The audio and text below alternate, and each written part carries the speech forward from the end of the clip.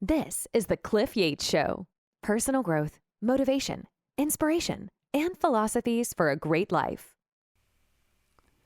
Hey everybody, this is the Cliff Yates Show. You are in the right place, and I am so happy today. I have a very special guest, and not only is he a special guest and a phenomenal entertainer, comedian, actor, producer, but he's also one of my best friends. And if I went through his whole bio, it would probably be an hour. But Mike and I met over 30 years ago. Mike started his career in the acting field in New York City. He actually is probably one of the few actors who have won a Clio Award, which is an award for a famous commercial that he was in. Soap operas. He was a success in New York in the acting field. He left that, walked away to go to Los Angeles to make it in the stand-up comedy, movie, and television field, which he has done more than 10 years doing sketch comedy on The Tonight Show with Jay Leno.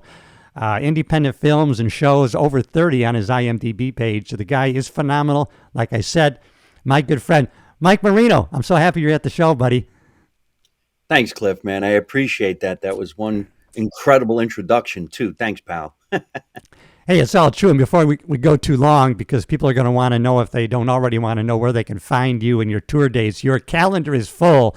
It might be hard to book you, but it's pretty easy to see you. And if they go to MikeMarino.net, they'll get your tour dates, your merchandise, and everything you. And also a great YouTube channel, which is Mike Marino Live.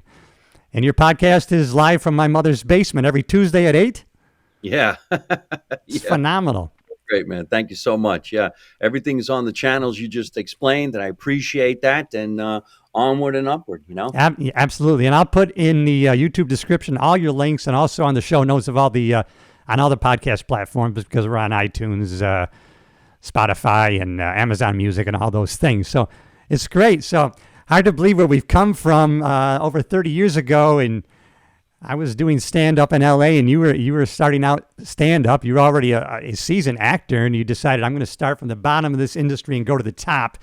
And you've done it. But I remember we met at a small restaurant, Masker's Cafe on 3rd Street in L.A. Do you remember that? Oh, my God, man. That's so long ago.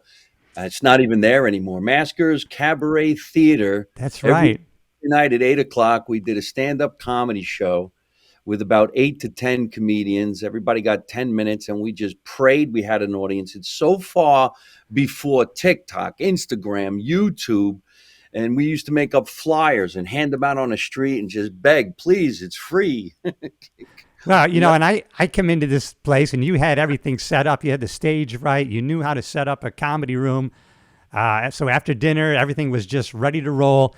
And you were doing a phenomenal job. I was so impressed. And here, I didn't even know at the time until later. I mean, you were running how many rooms in the South Central LA? You were running comedy rooms all over the place.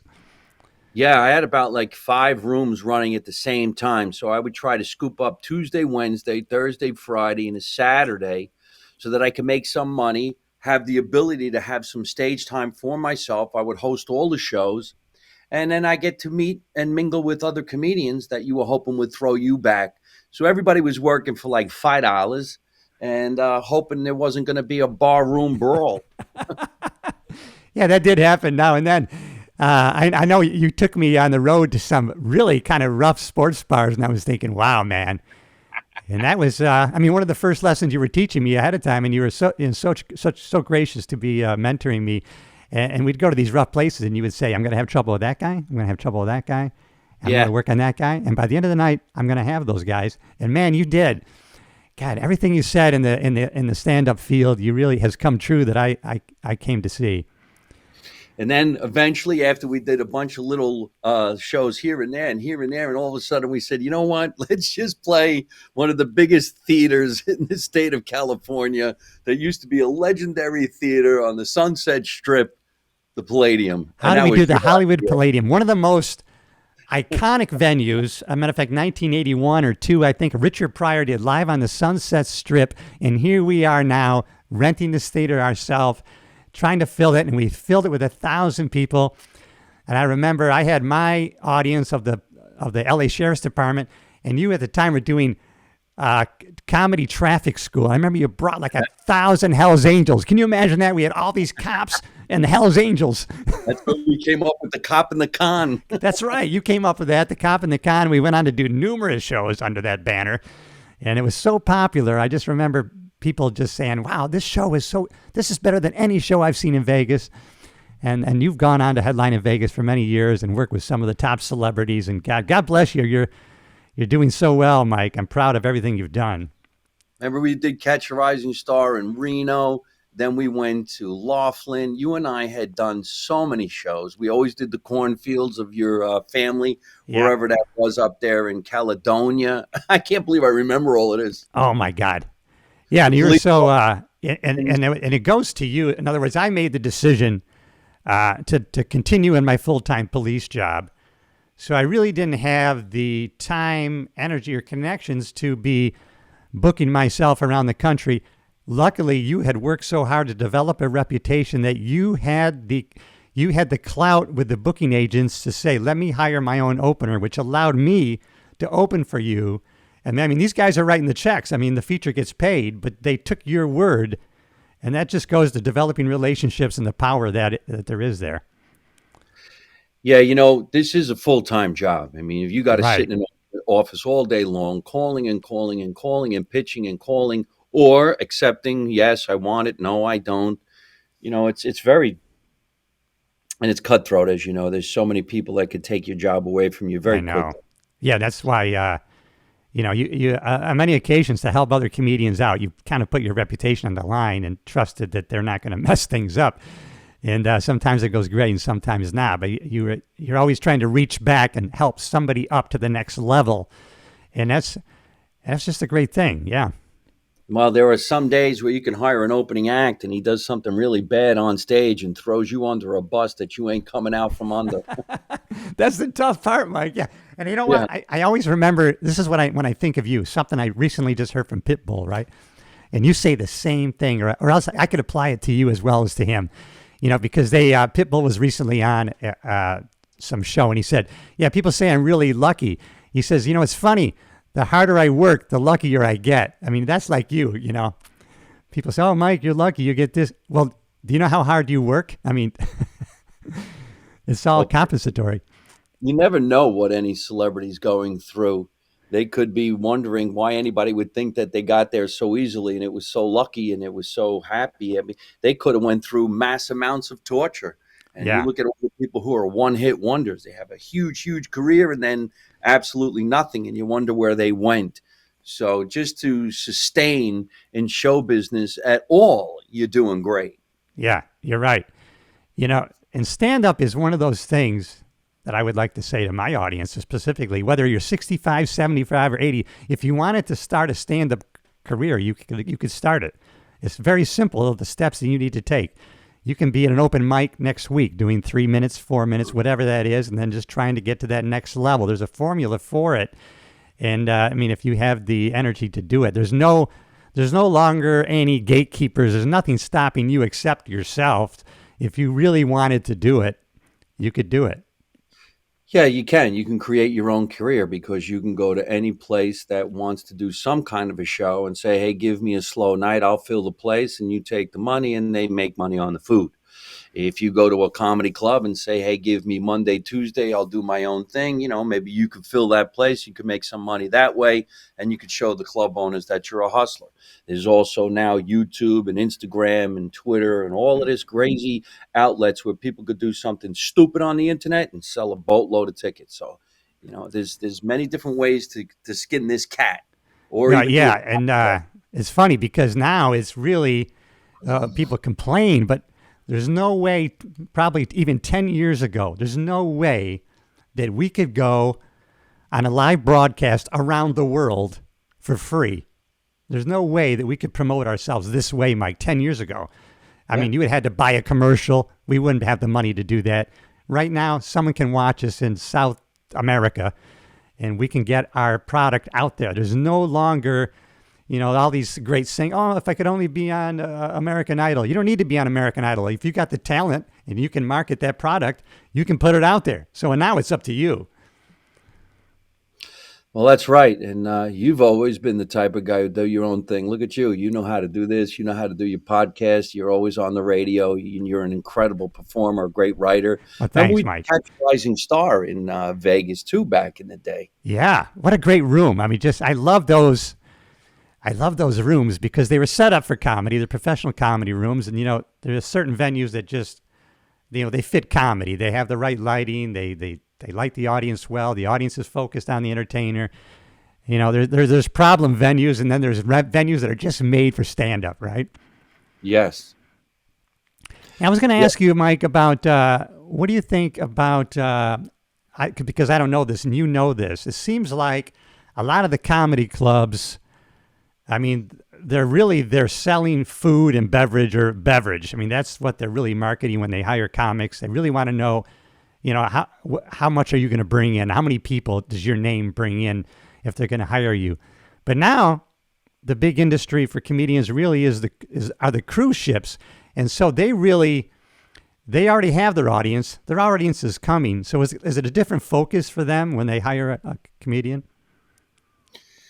Well, there's a lot of comedians, wanting to scoop up the ships now because it's an easier market. Once you're in, and you could do clean shows. Well, you have to do clean shows most of the time, depending on what ship you're going on. But the thing is, you don't have to be responsible for selling tickets. Yeah. 1,000 people or one person, it doesn't matter. That's what the ship is doing. Yeah, that's right. That's because if you're at a comedy club and you're bringing in one person, unless you're a name, you're not coming back next week, right? But like you said, if you ask, let me do a slow night, and I'll bring some of my fellow comics. And if you bring a crowd of 50 people that are buying 2-drink minimum, hey, come back anytime, man. I mean, they're gonna reciprocate. But it's funny. So it's great. I think the stand-up comedy business was kind of when you talk about the club scene and touring the club scene, it was kind of shrinking or diminishing. And so you had a limited amount, and now so many more comedians can actually make a full-time living doing stand-up because of the cruise industry. Not only the cruise industry, but corporate events, private parties, hosting awards banquets. And there's a lot of comedy clubs, but there's a lot of offshoots, like a one-nighter, a theater. Yeah.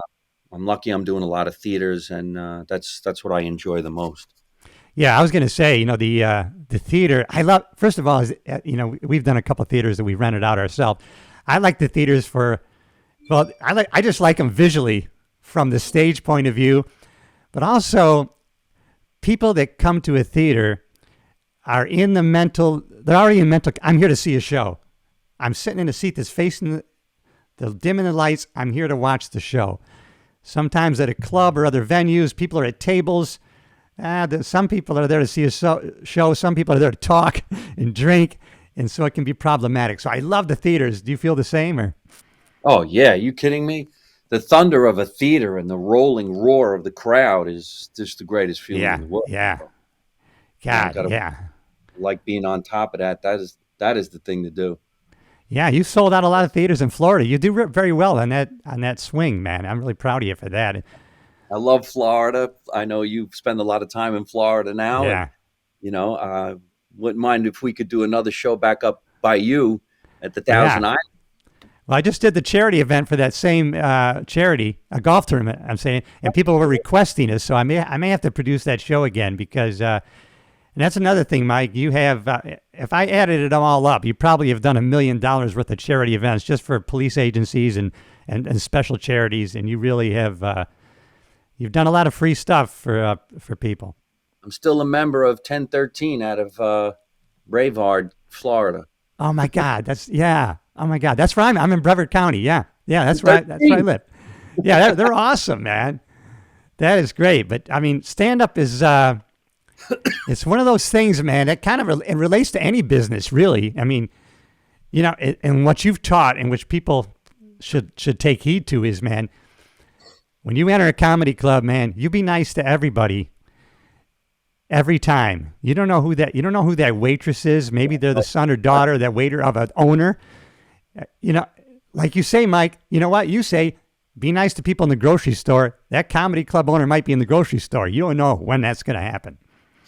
I tell people all the time, everybody's watching. Correct. And you never know who it is. So, and you know what it does? You can shut down a whole avenue of income, a whole stream of income. You shut down because of your attitude and the way you treated people. That's right. And I appreciate that you always, maybe it's the way we were brought up. I love when you do the airport scenes, right? Because I'm like you. It's like, I pick spots like, okay, I'm going to pick this terminal over here because nobody's here. I can do some stuff privately. And now somebody's going to pick me out for some reason and sit right next to me. And I see that happening to you. It's amazing, isn't it? People are rude. And I videotape. Sorry, you're going on blast. Oh, I love it. Yeah. Now, do you have this experience? I've had this experience. So many people have said, because they're enamored with stand-up comedy, right? I've always wanted to do that, And I say, hey, you can do it. Let me give you these books. I've given books out. Listen, this guy's having a class. You can do this. Hey, listen, me and Mike and I are doing a show. I can put you up for 3 minutes. Let me work on what you got. I've only had one person in 30 years do that. How about you? Yeah, it's kind of hard to think about all of that because every once in a while, something just don't go right and you don't know what to do. Yeah. You really feel like just going, I'm going to knock you out. What are you going to do, I know. It's the way, but, the funny, you can handle all of that stuff. I had one guy who said, we were doing a independent film together. I really want to do stand-up. And I go, well, listen, our good friend Rudy Moreno, he had a big show at the Ice House for many years. I think he's back there on a weekly basis. But he had a school. It wasn't cheap, but he had a school like 6 weeks, and then at the end they put you on a showcase. And man, the guy paid the money. He did it, and he's still doing stand up today. And along with it, he followed through. But not too many people talk about it. But when it comes time to get up and put the light on you, they don't want to do it. I remember when I was teaching stand-up comedy, everybody was like so gun-ho to do it. After the class, they just said, I can't do this. I know. Well, they bailed. You try to tell them it's different, just because you're funny at the dinner table with your mom and dad, that's not always going to translate. That's the kiss of death. The kiss of death, right? Yeah. My friends think I'm funny. Yeah, you better not do this. Yeah, I wouldn't do that if I was you. Yeah, man. Not going to work out in your favor. Yeah, so I would encourage anybody who wanted to do it because it's the only really the part of entertainment where I don't care if it's just your first time and you're doing your 3-minute open mic. That 3 minutes is actually your show. You wrote it. You produced it. No one's on the stage with you. You're in charge of taking charge of that audience and getting your product out there. There's no other area of entertainment where you can actually be in charge of every aspect of your show. Yeah. What time you get there, what you want on stage, what you're drinking, the whole 9 yards. I mean, if you're opening for someone, it doesn't matter. If you're doing 15 before that headliner, that 15 minutes is your show, and it's your job to do your job during that time. Yep. Rocking and rolling, man, making it happen. I enjoy it. I can't. You're doing great. Again, man, let's go out on the road. Come on, let's go. You get me excited to get back into it. I haven't. When COVID hit, I lost the heart to do it, and I got into this podcasting and writing. I just love doing this stuff, but I think once you're in the stand-up world, it does become addicting. But it's addicting, and you get a lot from it. But our focus always was, and yours especially, we're there to serve the audience. Well, how can we put the best show on for the people that are watching? We were very responsive to, we're here to entertain you and have fun. Yeah. My man. Boy, I tell you, remember we drove around in a squad car, we were taking pictures. Oh, my God. Cop in the con. We got pictures of us over at Sitton's Diner. I don't even think they call it Sitton's no more. I think it's called the North Hollywood Diner. I don't think anybody even goes there the way we used to go. The place was always packed. It's not that way anymore. I love all the pictures of all the actors on the wall from the 1950s and 60s. Yep. Crazy. You got any big projects coming on that you'd like to promote on the show here? Well, absolutely. I like that you said before, I'm doing my podcast, which is live from my mother's basement, takes place right here in the basements every Tuesday night at 8:00. And you can watch it on my YouTube channel, which is Mike Marino Live on YouTube. Of course, Instagram, Facebook, and all the social media is all at Mike Marino Live. I just had my whole website redone. It's mikemarino.net. And if everything goes right, we're going to be shooting a couple of projects. I got in works right now, reconstructing Jersey again, Make America Italian Again, season 2. That's awesome. That is a great show. People got to go back and watch that from the beginning for sure. Yeah. That is a really great show. And yeah, go to the links here, man, and check out that show with Mike. It's awesome.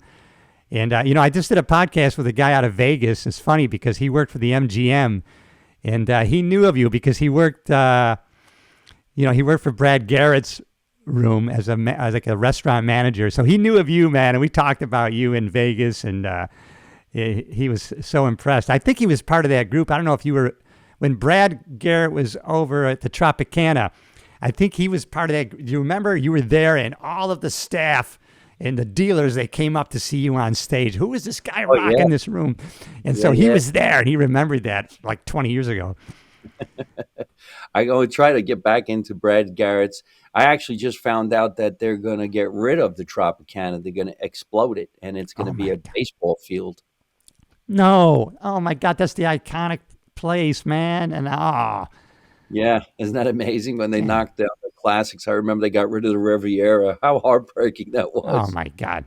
Mike, when I first went to Vegas in 84, they were just destroying the Silver Slipper. I don't know if you remember that. It was a big... I don't even know what that is. That was a tall tower casino and had a silver slipper on top. And then, I used to go to the Stardust all the time. I know you remember the Stardust and, like you say, the Riviera. But, of course, the Riviera got so crappy. Wow. Oh, you know what, Mike? The Horseshoe just took over Bally's there on the Strip. Can you believe that? I heard something like that. Last time I was in Vegas, there were a lot of hotels that were gone. Yeah. I was I missed that iconic. There was that iconic Ballys Marquis, and it was a friend of ours. I remember seeing George Carlin in 1985, I think it was, at Bally's, and I remember the opener, Dennis Blair. 20 years later, I end up opening for Dennis Blair out in Laughlin at the Edgewater, where you took me and got me in there. Oh my gosh. Wonderful. Remember the Edgewater, Edgewater. Remember Mike, the Inferno Room. The Inferno Room. Remember the Inferno Room? But I remember going jet skiing and the water was so clear but so cold. Cold, yeah. Well, that's great, Mike. So, I just love what you're doing in the stand-up world, and anybody who wants to come see you, check out the links, and let's do a part 2, buddy. And I'm gonna keep watching. I love what you're doing. Your work ethic is unbelievable, and anybody who thinks that you're lucky doesn't know how hard you work. One of the hardest working entertainers in the entertainment business. They call it show business for a reason, and you got to have a good business sense along with being a talented entertainer. Listen, this show's going to be up a week from Friday, so Mike, this is going to go on the 30th of June. So, Mike, thanks for coming on the show, brother. Hang out for a little bit after, and we're going to debrief. And I love you, doing great stuff. Please, if you haven't seen Mike Marino live, you got to be in the room to see him. Thank you, buddy. You got it, man.